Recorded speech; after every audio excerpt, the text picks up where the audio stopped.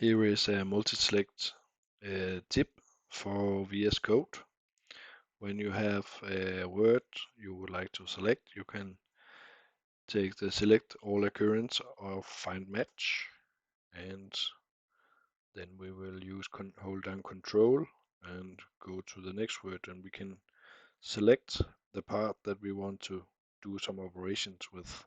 I will copy this and make a new file, paste it, and let's say here I want to get rid of all the ends and select all occurrence of find match, remove it, and just to maybe you did some more operations on all the text and we want to get it back, the modified version, back to here. So what we will do is we will select everything and then add cursor to line lengths. Now we again have the 5 blinking cursors.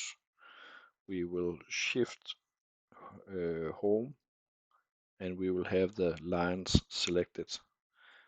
Copy them, go back here where we have the 5 blinking cursors, and I will use arrow down and press enter, and now I will paste them.